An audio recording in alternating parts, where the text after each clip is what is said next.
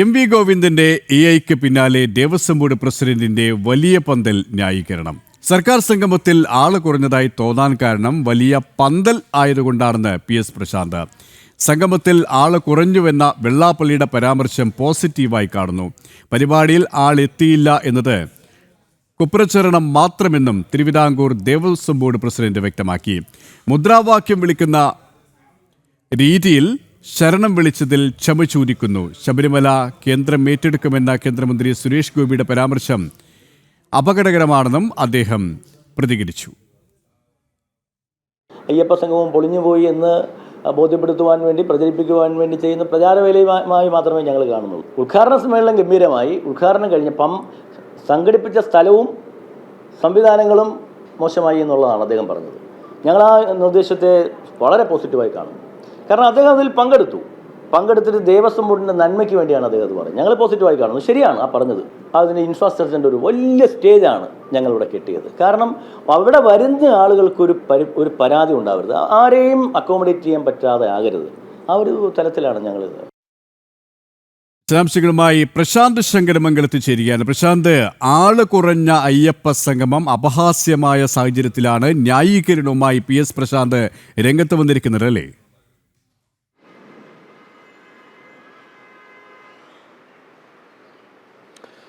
K P, തീർച്ചയായും അയ്യപ്പ സംഗമത്തിൽ ആള് കുറഞ്ഞത് വലിയ രീതിയിൽ വിമർശനങ്ങൾക്കും പരിഹാസങ്ങൾക്കുമെല്ലാം ഇടയാക്കിയിരുന്നു. സാമൂഹ്യ മാധ്യമങ്ങളിലടക്കം ദേവസ്വം ബോർഡിനും സർക്കാരിനുമെതിരായ വിമർശനങ്ങൾ ഉയർന്നിരുന്നു. ഈ സാഹചര്യത്തിലാണ് ദേവസ്വം ബോർഡ് പ്രസിഡന്റിൻ്റെ ന്യായീകരണവാദം എത്തിയിരിക്കുന്നത്. എം.വി. ഗോവിന്ദൻ നേരത്തെ എ ആണെന്ന് പറഞ്ഞെങ്കിൽ അതിന് കുറച്ചുകൂടി കടന്നുകൊണ്ടാണ് ഇപ്പോൾ Devaswom board president PS. Prashant പറഞ്ഞിരിക്കുന്നത്. പന്തൽ വലുതായതുകൊണ്ടാണ് ആളുകൾ എത്താതെ പോയത്, അല്ലെങ്കിൽ ആളുകൾ കുറഞ്ഞതായി എത്തിയ അംഗങ്ങളുടെ എണ്ണം കുറഞ്ഞതായി തോന്നാൻ കാരണം വലിയ പന്തൽ നിർമ്മിച്ചത് കൊണ്ടാണ് എന്നാണ് പറയുന്നത്. മറ്റൊരു കാര്യം എന്ന് പറയുന്നത്, ഈ സ്ഥലം തിരഞ്ഞെടുത്തതിൽ അപാകത സംഭവിച്ചു എന്ന് അദ്ദേഹം പറയുന്നു. ശബരിമലയിൽ പമ്പയിലാണ് ഈ സമ്മേളനം നടത്തിയത്, അയ്യപ്പ സംഗമം നടത്തിയത്. അതുകൊണ്ട് തന്നെ ആളുകൾക്ക് എത്തുന്നതിലടക്കം ചില വാഹന സംവിധാനങ്ങളിലടക്കം തകരാറ് സംഭവിച്ചു. അതുകൊണ്ടാണ് ആളുകൾ എത്താൻ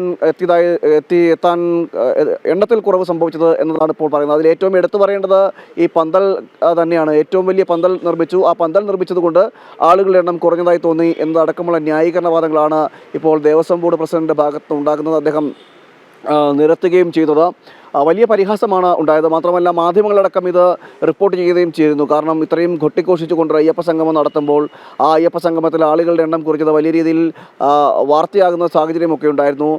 ദേവസ്വം ബോർഡിനടക്കം വിമർശനങ്ങൾ ഏറ്റുവാങ്ങേണ്ട സാഹചര്യമുണ്ടായി. ഭക്തജനങ്ങളടക്കം ദേവസ്വം ബോർഡിനെ വിമർശിക്കുകയും ചെയ്തിരുന്നു. ഇതൊക്കെയാണ് ഇപ്പോൾ ദേവസ്വം ബോർഡ് പ്രസിഡന്റിന് ന്യായീകരണങ്ങൾ നിരത്തിക്കൊണ്ട് ഇപ്പോൾ അതിനെ പ്രതിരോധിക്കേണ്ട സാഹചര്യത്തിലേക്ക് എത്തിച്ചേർന്നതെന്ന് വേണം മനസ്സിലാക്കേണ്ടത്. അതിന്റെ മുദ്രാവാക്യം വിളിക്കുന്ന രീതിയിലുള്ള ഈ ശരണം വിളി, അതിനെ ഏത് രീതിയിലാണ് പ്രശാന്ത് ചോദ്യങ്ങളോട് പ്രതികരിച്ചത്? ഒപ്പം സുരേഷ് ഗോപിയുടെ പരാമർശത്തിനും ഉള്ള പ്രതികരണം ഏത് തരത്തിലായിരുന്നു?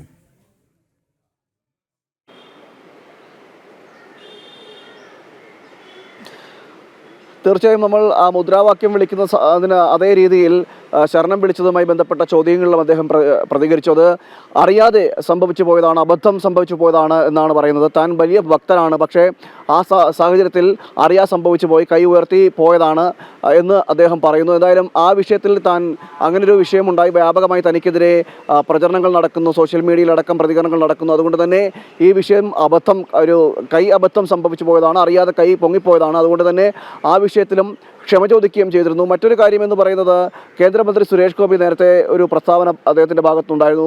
ഇത്തരം വിവാദങ്ങൾ നിലനിൽക്കുന്ന സാഹചര്യത്തിൽ കേന്ദ്രം ശബരിമല ഏറ്റെടുക്കുന്നതുമായി ബന്ധപ്പെട്ട കാര്യങ്ങളിലേക്ക് കടക്കും, അല്ലെങ്കിൽ അത്തരത്തിലൊരു നിർദ്ദേശം മുന്നോട്ട് വയ്ക്കും, കേന്ദ്രത്തെ ധരിപ്പിക്കുമെന്നതടക്കമുള്ള കാര്യങ്ങൾ പറഞ്ഞു. അതിനും ദേവസ്വം ബോർഡ് പ്രസിഡന്റിൻ്റെ മറുപടി എന്ന് പറയുന്നത്, ഈ ദേവസ്വം ബോർഡിന് കീഴിൽ നിരവധി ക്ഷേത്രങ്ങളുണ്ട്. ഈ ക്ഷേത്രങ്ങളുടെ എല്ലാം വരുമാന മാർഗം എന്ന് പറയുന്നത് ശബരിമല ക്ഷേത്രമാണ്, ശബരിമലയാണ്. ഈ സാഹചര്യത്തിൽ ശബരിമലയുടെ വരുമാനം കൊണ്ടാണ് ഈ ക്ഷേത്രങ്ങളിലെ ജീവനക്കാർക്കടക്കം ശമ്പളം കൊടുക്കുന്നത്. ഈ സാഹചര്യത്തിൽ ഇത്തരമൊരു പ്രസ്താവന ഏത് രീതിയിലാണ് സുരേഷ് ഗോപി മന്ത്രിയുടെ ഭാഗത്തുണ്ടായതെന്നും തനിക്കറിയില്ല. അതിൽ നിയമസാധ്യത എന്താണെന്നും തനിക്കറിയില്ല. എന്തായാലും അങ്ങനെ ഒരു നിലയിലേക്ക് പോവുകയാണെങ്കിൽ ഈ ദേവസ്വം ബോർഡിലെ ജീവനക്കാർക്കുള്ള ശമ്പളം അല്ലെങ്കിൽ ജീവനക്കാരുടെ കുടുംബം ആരേറ്റെടുക്കുമെന്നടക്കമുള്ള കാര്യങ്ങൾ അദ്ദേഹം ചോദിക്കുകയും ചെയ്യുന്നു. അതായത് കൃത്യമായ രീതിയിൽ പരിപാലനമില്ലാത്തതും മറ്റ് അമ്പലങ്ങളിൽ അല്ല ക്ഷേത്രങ്ങളിൽ ഭക്തർ എത്തുന്നതിന് വേണ്ടിയിട്ടുള്ള ക്രമീകരണങ്ങളോ സജ്ജീകരണങ്ങളോ ഒരുക്കാത്തതുമൊക്കെയാണ് ഈ ചെറിയ ക്ഷേത്രങ്ങളിലടക്കം ഭക്തർ എത്തുന്നതിന് തടസ്സമായി നിൽക്കുന്നത്. ആ സ്ഥലങ്ങളിലുള്ള ദേവസ്വം ജീവനക്കാർക്ക് അടക്കമുള്ളവർക്ക് ശമ്പളം കൊടുക്കുന്നത് ശബരിമലയിൽ നിന്നും കിട്ടുന്ന വരുമാനത്തിൻ്റെ അടിസ്ഥാനത്തിലാണ്. അതുകൊണ്ട് ഈ വരുമാനം നിലയ്ക്കും എന്നതാണ് ഇപ്പോൾ ഇത്തരമൊരു നീക്കത്തിലേക്ക് പോയി കഴിഞ്ഞാൽ വരുമാനം നിലയ്ക്കും എന്നതാണ് ദേവസ്വം ബോർഡ് പ്രസിഡന്റിനെ ആശങ്കാകുലരാക്കുന്നത്. അതോടൊപ്പം തന്നെ സുരേഷ് ഗോപി കേന്ദ്രമന്ത്രി സുരേഷ് ഗോപിയുടെ പ്രസ്താവനയിൽ അദ്ദേഹത്തിന് ആശങ്ക ഉണ്ടാക്കുകയും ചെയ്യുന്നത് ഇതാണ് കാരണം. അല്ലാതെ ഭക്തരുടെ ഗുണകരമായ മാറ്റമോ അല്ലെങ്കിൽ ഭക്തർക്ക് ഉണ്ടാകുന്ന കാര്യമോ അല്ലെങ്കിൽ ക്ഷേത്രത്തിൻ്റെ വികാസമോ ഒന്നുമല്ല. ഈ വരുമാനം ശബരിമല ക്ഷേത്രത്തിൽ ഉണ്ടാകുന്ന ഇത്തരത്തിലെ വരുമാനം എടുത്തുകൊണ്ടാണ് മറ്റ് ചിലവുകൾ നടത്തുന്നത്.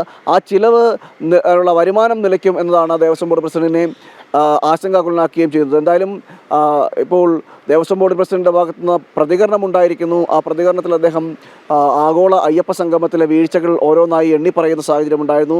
അതോടൊപ്പം തന്നെ മുദ്രാവാക്യം വിളിച്ചതിലടക്കം തെറ്റു സംഭവിച്ചു എന്ന് പറയുന്നു.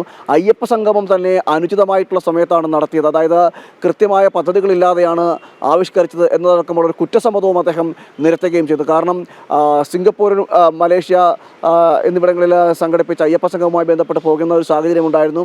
ആ സാഹചര്യത്തിൽ അവിടെ നിന്നും കിട്ടിയ പ്രചോദനം ഉൾക്കൊണ്ടുകൊണ്ടാണ് കേരളത്തിൽ അയ്യപ്പ സംഗമം നടത്തുവാൻ തീരുമാനിക്കുന്നത്. എന്നാൽ അത് വേഗത്തിൽ വേഗത്തിൽ നടത്തിയതും കൃത്യമായ ആസൂത്രണമില്ലാതായതും എല്ലാം പാളിച്ചയായെന്ന് അദ്ദേഹം തുറന്നു പറയുകയും ചെയ്യുന്നുണ്ട്. KP.